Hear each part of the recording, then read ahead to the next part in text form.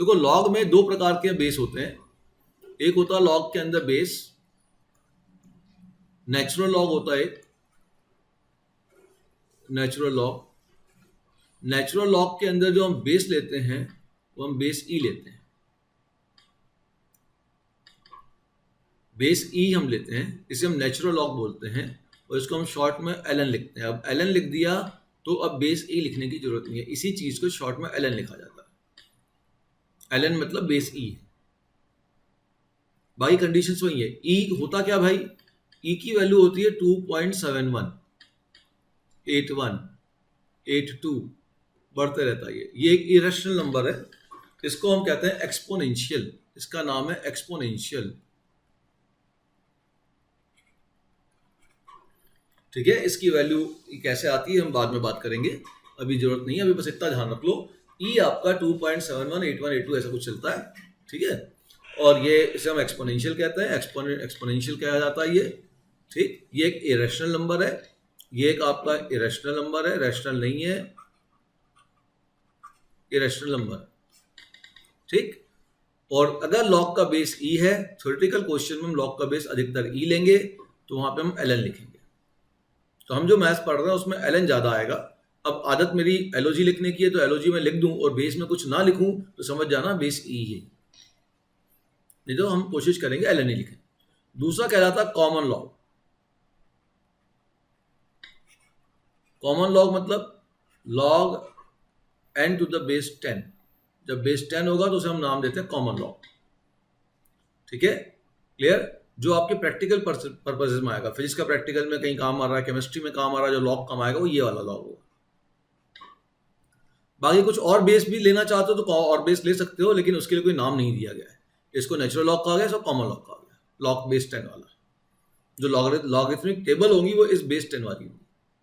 तो यहाँ जो वैल्यू लिखी गई है, ये कुछ आपको लॉग बेस 10 की लिखी गई है दो वैल्यू, कुछ आपको लॉग बेस ई की लिखी गई है।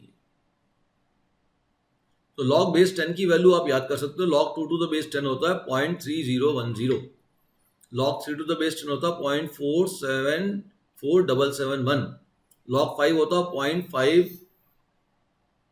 0.595996, लॉग 5 होता है 0.5996, और ये इसके बीच में रिलेशन है, ठीक है। तो रिलेशन के बारे में थोड़ा और हम बाद में बात करेंगे, लेकिन ये समझ में आ गया सभी को। तो एल एन लिखा है मतलब हमारा नेचुरल लॉग है, और ये लॉग हम ज्यादातर मैथमेटिक्स में यूज करते हैं, ठीक। आइए अब, अभी मैं इसकी बात नहीं कर रहा, कैरेक्टरिस्टिक ऑफ मैंटिसा की थोड़ी देर बाद में बात करेंगे, ठीक है। जब आपको बोलूंगा लॉगरिथमिक टेबल लेके बैठो तो हम बात करेंगे। आ जाओ प्रॉपर्टी ऑफ लॉगरिथम पे, बहुत ज्यादा समय लग गया आज। देखो, m and n are arbitrary positive number, m और एन आपके दो पॉजिटिव नंबर हैं, such that a is greater than 0, a not equal to 1, b is greater than 0, b not equal to 1। ये सब कंडीशंस सेटिस्फाई होनी चाहिए। M और N क्या है, जो अंदर ये नंबर आ रहे हैं, अभी बताया था कैपिटल एन की जगह कैपिटल एन क्या होना चाहिए था, पॉजिटिव होना चाहिए था, ठीक है ना। ये भी ये पॉजिटिव होना चाहिए था, 1 नहीं होना चाहिए था। ये सब कंडीशन पहले लिख दी है। ये जो एम और एन है ये सब पॉजिटिव होने चाहिए, ये 0 से बड़ा होना चाहिए, 1 नहीं होना चाहिए। बी अगर है तो वो भी 0 से बड़ा होना चाहिए, 1 नहीं होना चाहिए। तो पहला point, log A to the base A क्या होगा, log A to the base A. तो अब अपने आप से क्वेश्चन पूछो, ए की पावर में क्या रेस किया जाए, ए की पावर में क्या रेस करे कि वापस ए मिल जाए। तो ए की पावर में तो 1 रेस करोगे तो वापस ए मिल जाएगा, तो log A to the base A हो गया 1। कोई आपसे बोले भाई बताइए लॉग जो है 15 टू द बेस 15 क्या होगा, यही क्वेश्चन पूछोगे ना, 15 की पावर में क्या रेस करें कि वापस 15 मिल जाए, वही 1 ही तो मिलेगा, है ना। कोई आपसे बोले कि बताओ लॉग 225 टू द बेस 15 क्या होगा, अब आप बोलोगे 15 की पावर क्या रेस की जाए कि 225 मिल जाए, तो 15 क्या स्क्वायर करोगे 225 मिल जाएगा, तो अपन इसको 2 लिख देंगे। समझ में आ गई बात, ओके। अगला बात, log A to the base 1 upon A है। अब 1 अपॉन ए को मैं थोड़ा ऐसा लिख दूं तो ज्यादा अच्छा हो जाएगा, log A to the base A की पावर -1। अब बताओ ए की पावर -1 की पावर में क्या रेस किया जाए कि ए मिल जाए, ए की पावर -1 की पावर में क्या चढ़ाऊं कि वापस ए मिल जाए, तो ऑब्वियस है -1 होगा। ठीक है। इसी को मैं थोड़ा ऐसा भी लिख दूं कि मान लो ऐसा हो जाए लॉग बेस है और यहां 1/a है, तो इसको लिख दूंगा लॉग बेस a, ये हो गया a की पावर -1। अब a की पावर में क्या चढ़ाऊं कि a की पावर -1 मिल जाए, तो फिर आंसर हो गया -1। ठीक है। अगला रिजल्ट है log 1 to the base a, क्या होगा भाई। अब a की पावर में क्या रेस करूं कि 1 मिल जाए, बताओ। 0, तो 0 आंसर हो गया। लॉग 1 टू द बेस मान लो 5 आ गया, तो 5 की पावर में क्या रेस करूं कि 1 मिल जाए, फिर 0 आ गया। लॉग मान लो 1 टू द बेस 10 हो जाए, 10 की पावर में क्या रेस करूं कि 1 मिल जाए, तो फिर 0 आंसर हो गया। 0, ln 1 आ गया। अब ln का कुछ नहीं लिखा नीचे, तो बेस क्या है, e है, तो e की पावर में क्या रेस करूं कि 1 मिल जाए, फिर आंसर 0 हो गया। ठीक है, ये बात बेसिक समझ में आ गई। अब आ जाइए formula, log m into n to the base a positive है, a 1 नहीं है, m और n दोनों पॉजिटिव है। This is equal to log base a m plus log n to the base a, log m to the base a plus log n to the base a। ये इसका फॉर्मूले का proof, exponent का उल्टा ये है। Exponent में पढ़ा ना a की पावर क्या होता है, a की पावर m इंटू a की पावर n क्या होता है, a की पावर m प्लस n, उसी से ये बनेगा।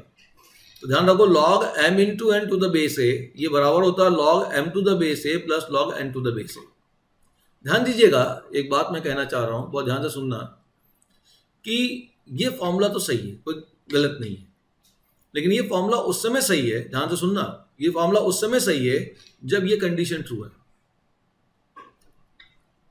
कंडीशन क्या है, बेस आपका 0 से बड़ा है, बेस आपका 1 के इक्वल नहीं है, ठीक है, और m और n पॉजिटिव है।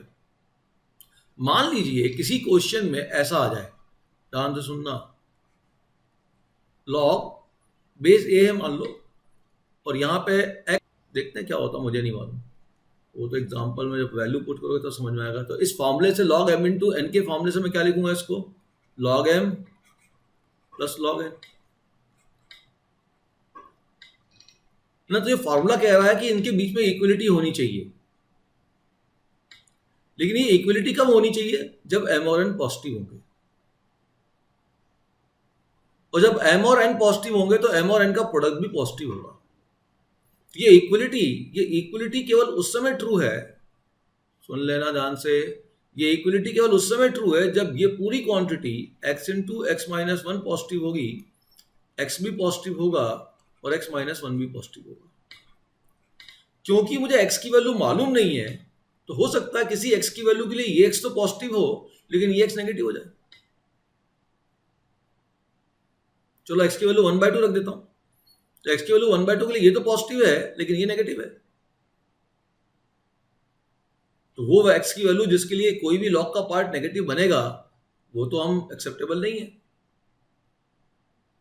समझ रहे हो मेरी बात। तो अगर यहां पे वेरिएबल आता है, नॉर्मली ये स्किप कर दिया जाता है स्टार्टिंग में, मैं आपको समझाते जा रहा हूं। अगर यहां पे वेरिएबल आता है तो इस फॉर्मूले को ब्लाइंडली अप्लाई नहीं करना, इन तीनों फॉर्मूले को ब्लाइंडली अप्लाई नहीं करना है, क्योंकि उनमें इनको पॉजिटिव होना कंपलसरी है। इन फॉर्मूले में हमने साफ लिख रखा है m और n पॉजिटिव है। तो अब क्या करना है, अब सुनो करना क्या है, अब मेन बात सुन लो। तो अगर ये, तो इस फॉर्मूले का अगर हम कंप्लीट फॉर्मूला लिखना चाहते हैं, कंप्लीट फॉर्मूला क्या होगा जो हर केस में लग जाए। देखो अगर m और n नंबर है, m और n नंबर है, कोई भी नंबर है, बड़ा से बड़ा पॉजिटिव नंबर कुछ भी हो, तो कोई दिक्कत नहीं, इस फॉर्मूले को सीधा सीधा लगा दीजिए। लेकिन m और n की जगह अगर वेरिएबल है तो बहुत कॉशियस हो जाइएगा, क्योंकि ये कंडीशंस वहां तीनों फॉलो एक साथ होनी चाहिए, तभी ये left hand side equal to right hand side है, अदरवाइज नहीं। तो अब मैं कह रहा हूं पूरा फॉर्मूला लिखता हूं मैं, पूरा फॉर्मूला क्या होगा देखो ध्यान से, log mod m into n, mod जानते हो ना, मॉड का नाम सुना है, एब्सोल्यूट वैल्यू।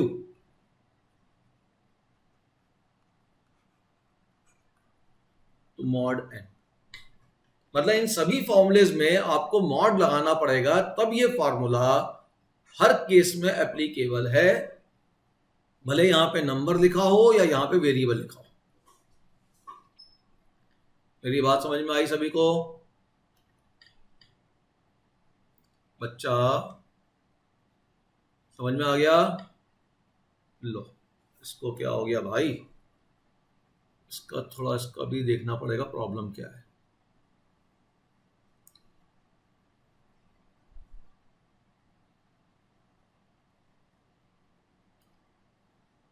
ठीक है, चलिए अब मैं फटाफट दूसरे, तो ये समझ लीजिए इन सभी फॉर्मुलेस के अंदर जहां पे मैंने मॉड नहीं लगाया है, अगले फॉर्मूले में भी यहां मॉड लगेगा, इस अगले फॉर्मूले में भी यहां मॉड लगेगा, यहां मॉड लगेगा, तभी ये ट्रू है। यही बताता हूं, 2 मिनट में समझ में आ जाएगा आपको। ठीक है, क्लियर? देखो अगला फॉर्मूला क्या है, देखो तो ये हमेशा आपको ध्यान रखना है। अगला फॉर्मूला होता है log m upon n, with in mod ले लो, अब तो ये हो जाएगा log m with in mod minus log n with in mod. Base सब जगह सेम रख दो a। अगर यह नंबर पॉजिटिव लिखा तो मॉड लेने की जरूरत नहीं है, क्योंकि आप सभी जानते हो किसी भी पॉजिटिव नंबर का मॉड हमेशा पॉजिटिव होता है। जैसे आपको कुछ बोले 2 का मॉड क्या होगा, तो +2 होगा, -2 का मॉड क्या होगा, वही +2 होगा। अब अगला फॉर्मूला जो है यहाँ पे, जो तीसरा लॉग का बेसिक फॉर्मूला है, वो है log m की पावर n, log m की पावर n। तो जो पावर n है उसको हम बाहर निकाल देंगे, तो हो जाएगा n log m to the base a लिख दो अब दोनों जगह। अब इसको याद करने का तरीका क्या हो, ध्यान रखो, यहां भी मॉड लाएगा, यहां ही मॉड लाएगा। इसको ऐसे याद करो, मान लो 2 भाई थे, दोनों एक साथ रह रहे थे, तो जब 2 लोग एक साथ रहेंगे, 2 भाई एक साथ रहेंगे, तो उनकी पावर क्या होगी, बढ़ जाएगी, तो उनकी पावर ऐड हो गई। ठीक है, अब उन दोनों भाइयों की शादी हो गई, तो क्या हो गया, दोनों के बीच में क्या हो गया, डिवीजन हो गया, है ना, पत्नी आएंगे डिवीजन करा दिया। ठीक है, अब ये डिवीजन जैसे ही हुआ तो पावर क्या हो गई, दोनों की कम हो गई, तो कम हो गई मतलब सब्ट्रैक्ट हो गई। अब एक भाई तो मेहनती था, दूसरा भाई ऐसे ही था, सर पे चढ़ा हुआ था, तब क्या होगा, जो मेहनती वाला होगा उसकी शादी हो गई, जो सर पे चढ़ा हुआ भाई का क्या हाल होगा, बोले कि साहब तू काम नहीं करता, चल घर से बाहर निकल, तो उसको ब्लॉक से बाहर निकाल दिया। ठीक है,